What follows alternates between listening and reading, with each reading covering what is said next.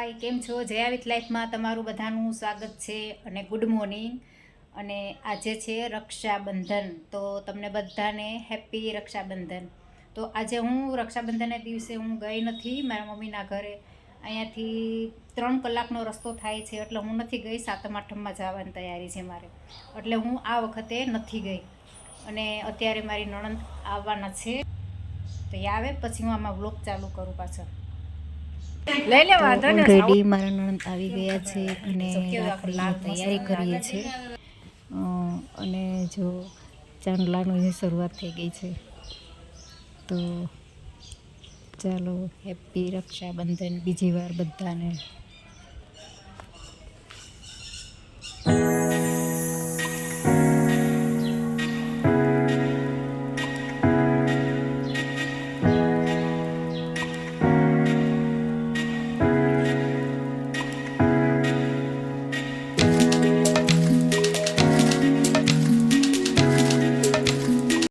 જો બેન આવે રાખડી બાંધવા, તો ભાઈની ખુશીનો કોઈ પાર નથી રહેતો. કેટલી સ્માઈલ આવી ગઈ મોઢે. જો આ બેન અને ભાઈના હેત જો તમે, વાવ.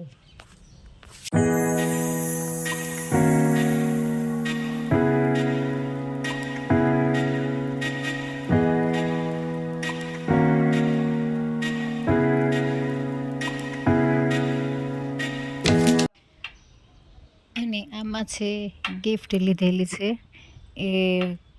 એમાં મોબાઈલની ગિફ્ટ છે. કીપેડવાળો મોબાઈલ આવે છે, એ અમે એમના માટે લીધો છે.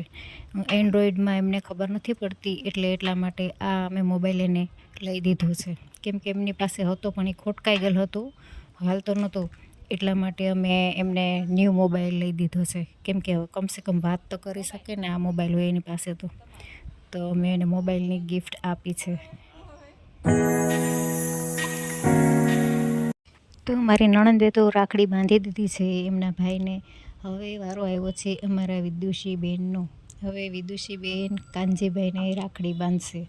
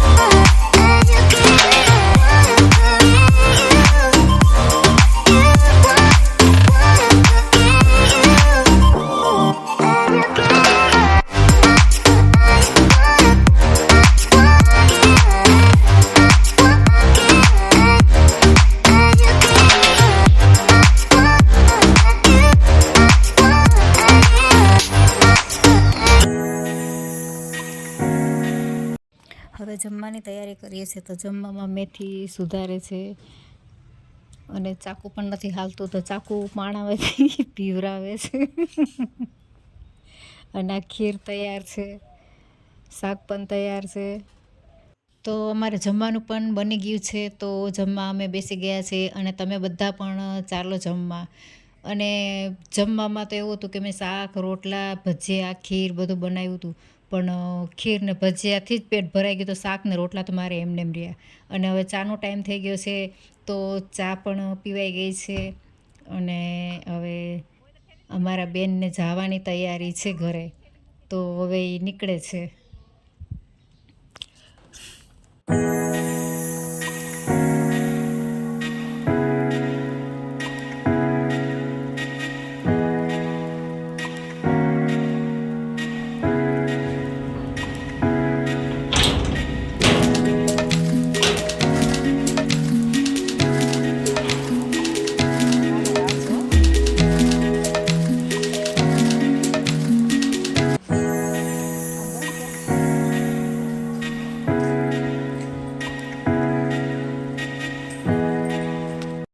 તો હવે મહેમાન વયા ગયા છે. મારા નણંદ આવ્યા હતા રાખડી બાંધવા, તો એ નીકળી ગયા છે. અને અહીંયા હું મારો આ બ્લોગ પૂરો કરું છું. તો તમને આ મારો બ્લોગ કેવો લાગ્યો છે તો લાઈક કરજો, શેર કરજો, કોમેન્ટ કરજો, અને નવા હોય તો સબસ્ક્રાઈબ કરજો. તો મળીએ આપણે સાતમ આઠમના વિડીયોમાં. ત્યાં સુધી બાય બાય.